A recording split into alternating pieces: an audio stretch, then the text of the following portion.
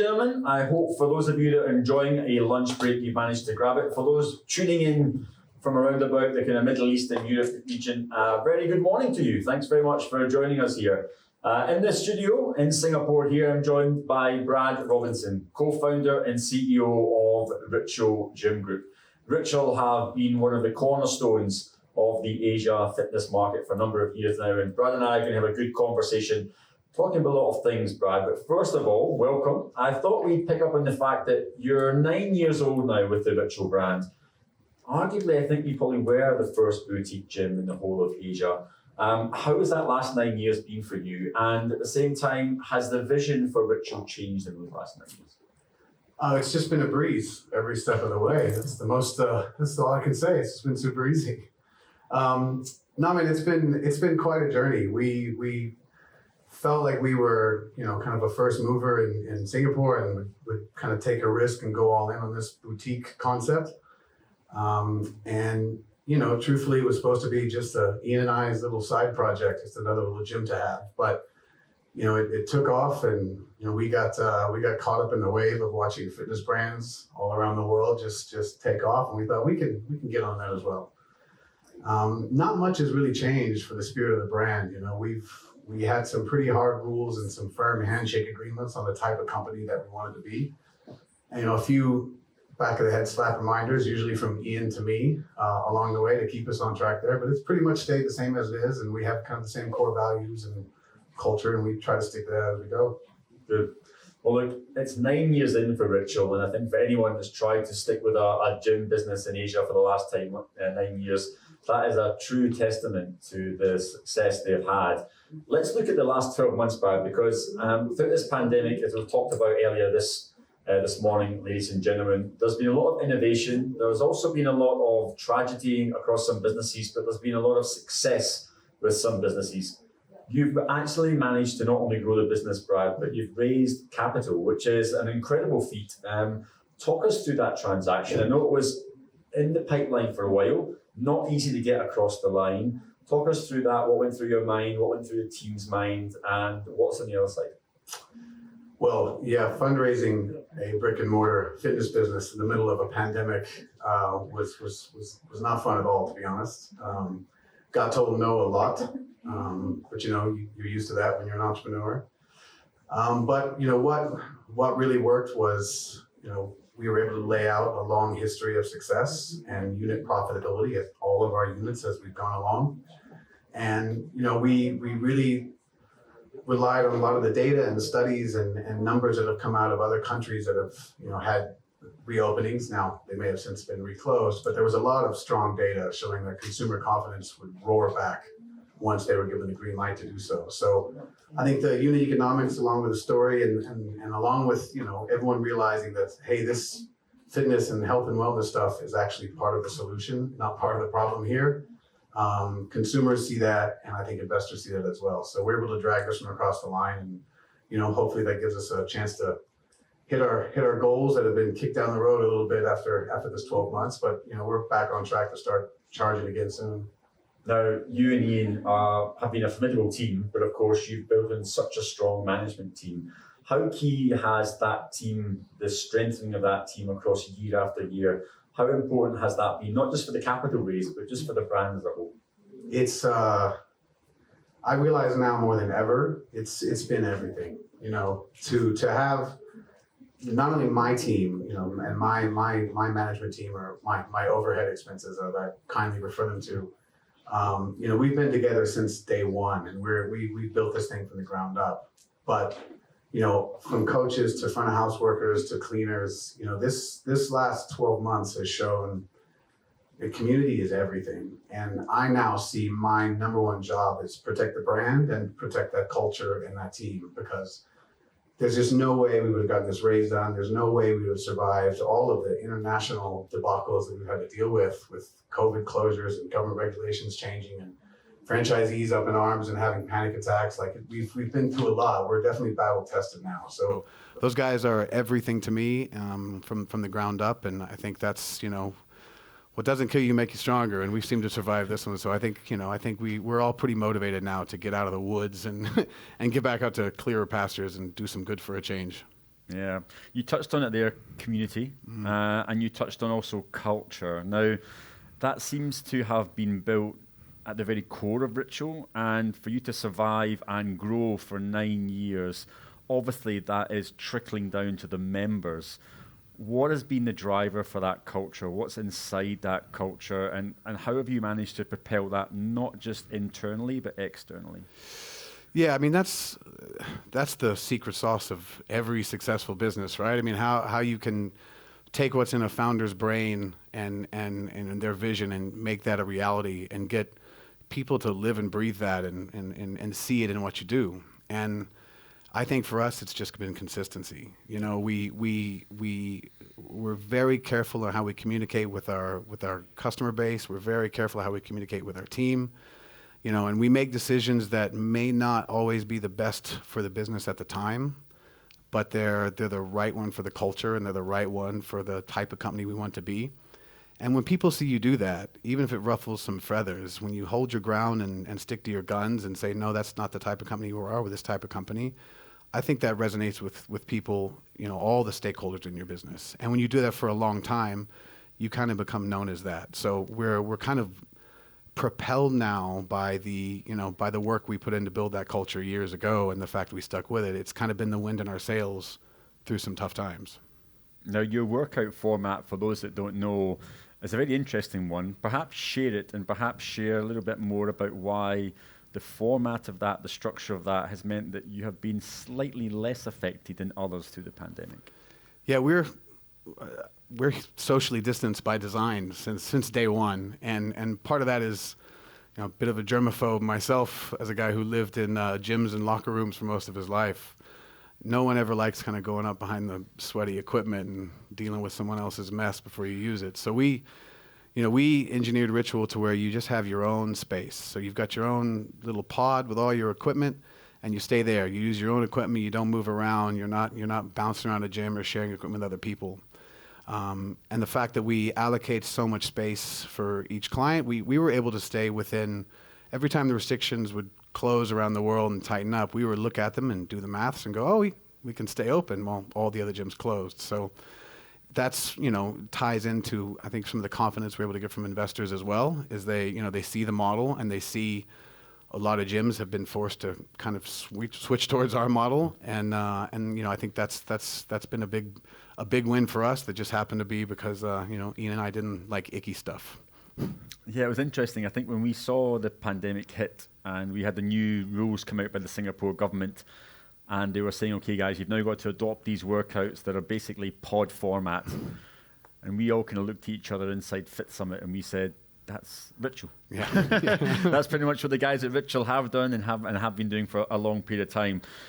Let's look at some of the other parts of your journey. One of the other parts of your journey has been franchising, which is never an easy marketplace. And again, never an easy marketplace through a pandemic.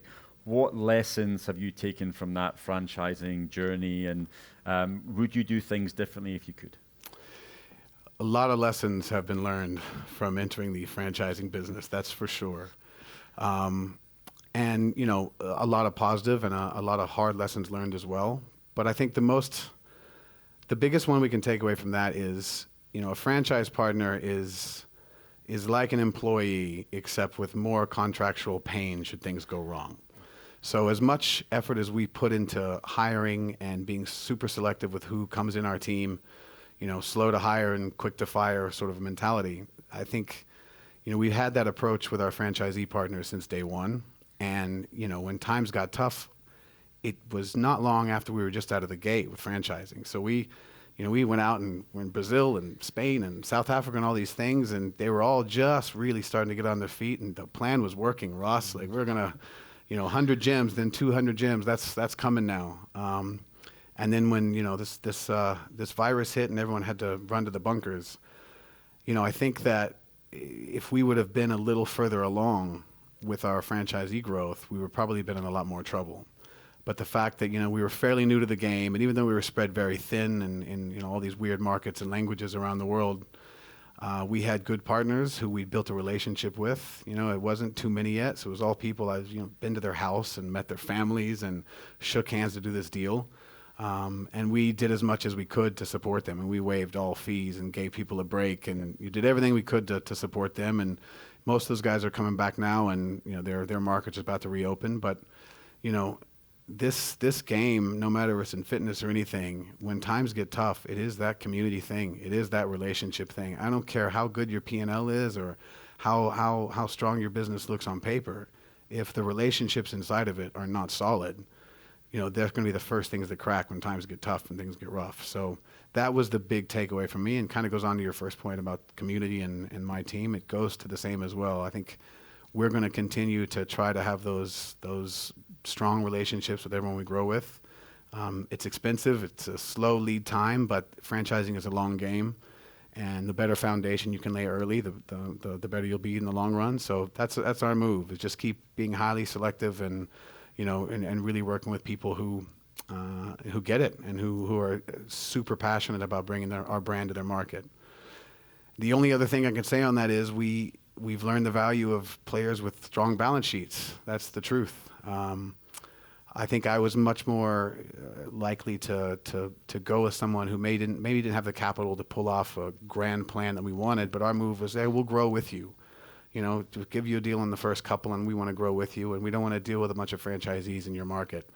But I do think that now we'll be a little bit more careful about the kind of the balance sheets and the operating history of our partners, more so than just they like gyms, they like us, and they got a bit of cash to open one. I think we will have to be a bit more strategic with who we roll with. Now, there'll be a number of operators here who are considering franchising or licensing as an avenue for their own growth going forward. Putting yourself back in their shoes before they make that decision, what maybe advice would you give someone who was looking to embark potentially down a franchise route? What it took for us to get successful in Singapore, all of the metrics that we studied and all the things that we could say led to our success here, and all the things that we mastered in running this business are not applicable in a franchising business. It's a completely different business. You're not selling gym memberships to consumers anymore. You're selling, hundreds of thousands or multi-million-dollar deals to people for a 10-year term. So it's a big deal, and the barriers to entry are incredibly high. To go into one market, to go into 2 markets, your workload triples. To go into 5 markets, your workload goes up by 10. You try to bring a new brand into a new market, just the amount of time you're going to spend with lawyers on trademark issues and all kinds of things, and franchise disclosure documents is quite overwhelming. So I would say building your gym and your business in your local community is difficult, and if you can do that successfully, that's amazing, but that does not guarantee an easy road into expanding through franchising or licensing. It's a whole other world, and it takes twice as long and costs twice as much as you think it's going to. Well, let's look at another part of your business that has come to fruition throughout the pandemic, which is Ritual Fit, the new app, the new technology that you're building in the background. Share some initial statistics, share some initial insights, and what lies ahead for Ritual Fit. Yeah, Ritual Fit is definitely one of the most exciting things in our company now. It, we basically took our product in the gym and tried to codify that and make it digital, and so our customers could have the same workouts if they were traveling or stuck at home and they couldn't make it to the gym. That was the original plan behind it, just as a cool little value add. And then we launched it just after the pandemic kind of kicked off, and everyone was in that panic, got a digital pivot mode. And we got 30,000 downloads just straight out of the gate, just from a couple of social media posts, and that's continued to grow pretty rapidly. And now we're in several countries, and we're translating different languages now, and Portuguese and Spanish, and we think that in the markets where we have a physical presence, this hybrid model and this hybrid sort of membership thing is going to be very popular. We're already seeing it in Singapore. People are working from home, and they're coming to the gym once every week or 2 now, as opposed to 3 or 4 times a week. So if you want to keep them in your ecosystem, you've got to give them something to stay with you when they're at home or when they're in the condo gym or whatever. And this has really worked in these markets. So now what we've done is put some test cases out there in markets where we don't have any physical presence, and we're seeing similar uptake. So I think it's just proof that working out from home is a real thing. It was for the weirdo back in the day. Everybody wanted to go to a gym, but this is not going to go anywhere. And I think we're going to continue to invest heavily in this space. We have another big update coming out in a couple of weeks, where we're adding in gamification and badges and achievements and all kinds of cool stuff to kind of keep people in there. And now pushing a lot of content from our ritual.fitness site, which is kind of our content management site, and pushing that in there so people can not just do a workout, but actually learn some stuff and learn why we program the way we do, and realize that with what we put in the app or in the gym, it's not just some random workouts thrown on the board. There is a reason that they're in that order. And if you follow our programming, you're going to be safer and get more results. And I think we don't do a very good job of explaining to people the nuts and bolts of why we do what we do and why we program the way we program it. So a big learning from us has been, you can put a great product out there, but if people don't know it's credible, even if it's super sexy and super fun and slick, you just don't get the same take-up rate. So whenever we can let people know, oh, there's all this behind it. Like there's real scientists and they've got PhDs working on this and all the sports science in the world. It really makes people be willing to put their credit card down and give you a go. So I think, if we hit our goals in that, I think we could have a business that generates as much cash as our brick and mortar business inside of the next 12 months or so. So it's very exciting. Yeah. It's a really interesting gap. The educational content is something that I think is really built up. Give us an example of maybe one or two pieces of educational content you think will be in the Ritual Fit library. Well, the big thing that we have in Ritual Fit is not everyone's getting the same workout. It is personalized and customized. So much like in the gym, if you come in and say, on a scale of 1 to 10, I'm feeling a 9 today. Well, in our coach's app on the training floor, the coach is going to see that, how you're feeling. And if you're slacking off, he's going to give you a bit more of a nudge and, tell you to get up and push it if you're slacking. Then if you come in and you say you're feeling a 4, maybe had a couple drinks last night or, had a rough night of sleep. So you just want to get in and get through your workout and just sweat it out a little bit. Well, the coach sees that. You're going to get a completely different set of instructions from that coach when you're on our training floor. And we've been able to integrate that digitally now. So we ask you the same questions, and depending on the feedback you give us, you're going to get a completely different set of audio cues, workout recommendations, and it's going to be tailor-made to how you're feeling and kind of other points of input, your goals that you gave us when you first joined. And with that cross-section of data, how they're feeling, what we're giving them to work out, it just gives us a ton of opportunity to explain to people through the audio cues and through the content that we chase them with afterwards. Hey man, every workout does not have to be to the death, and I think that's something, especially in HIIT gyms, that you see a lot of people. Well, I couldn't smash it today, and I just feel like crap, and it ruins their day because they didn't break personal records, and that's just not how.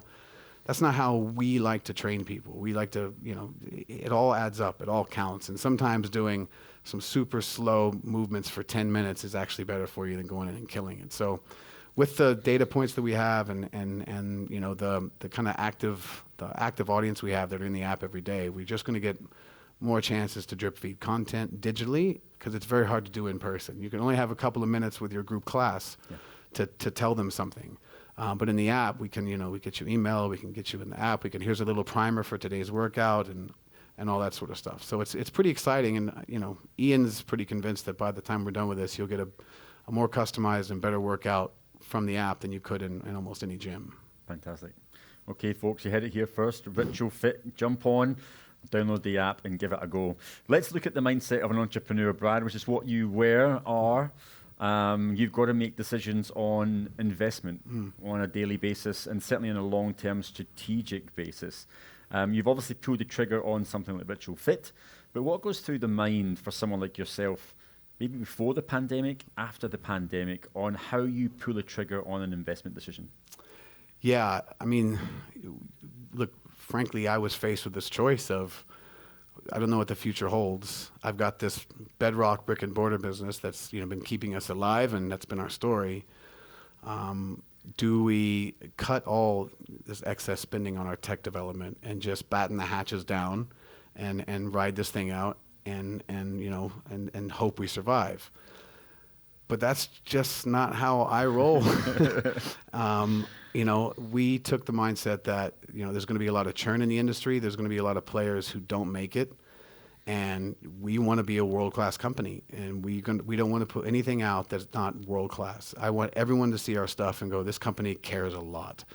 And so the only way to go was to go all in on the app. And the only way to do that was to build up our own team. We didn't outsource any programming. All the development's done in-house with our own team that we put together, and very expensive, very stressful, but I don't think we would have had that early success, that speed to market, that touch and feel of quality inside the app that we got if we would have done it any other way.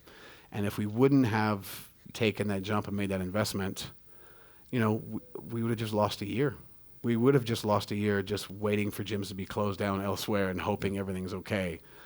So we just decided to go for it and swing for the fences, and that's kind of what we do. But in this case, I think it's proven to be a pretty good move. Now, you touched on it earlier on, the need for personalization, even hyper personalization, the need for businesses to be innovative. What are your thoughts around how data and technology can drive this innovation for Ritual, and where do you think data and technology will play a meaningful role in the future direction of Ritual? It's becoming a larger factor in the equation.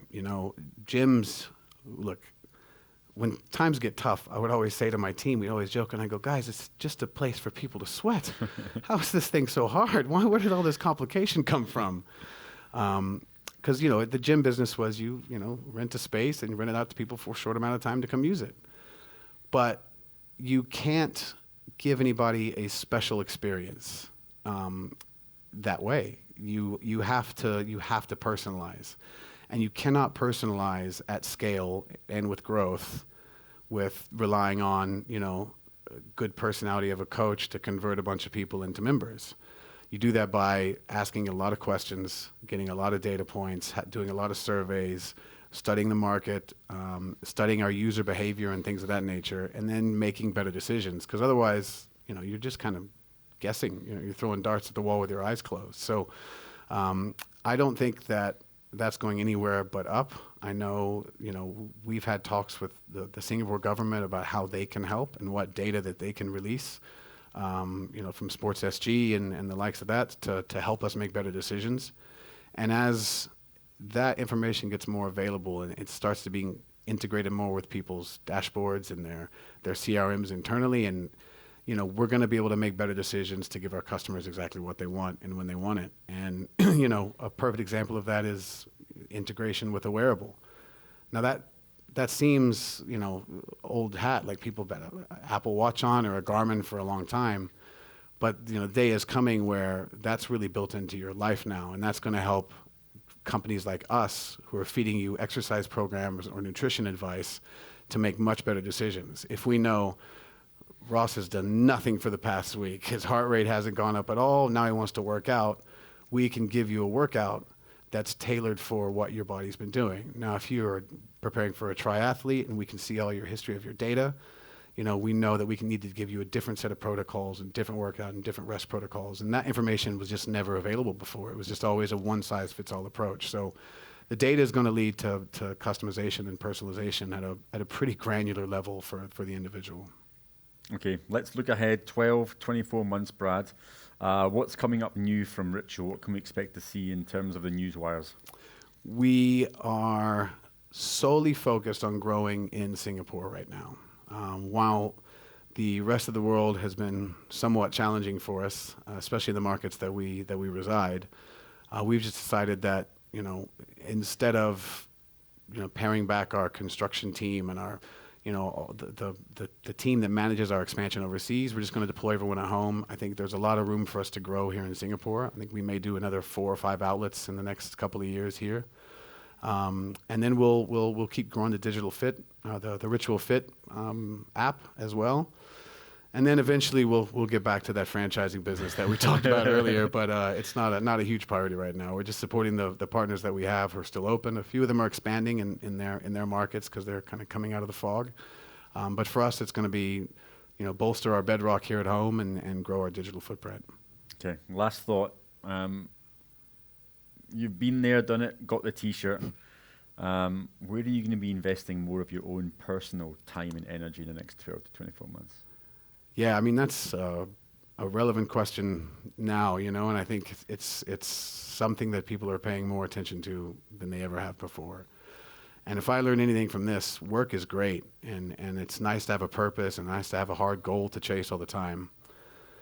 But when you're scared and everything's on fire and the world is crazy, I didn't think too much about work, if I'm honest. It's just I've started to learn that that's just something I do with my time.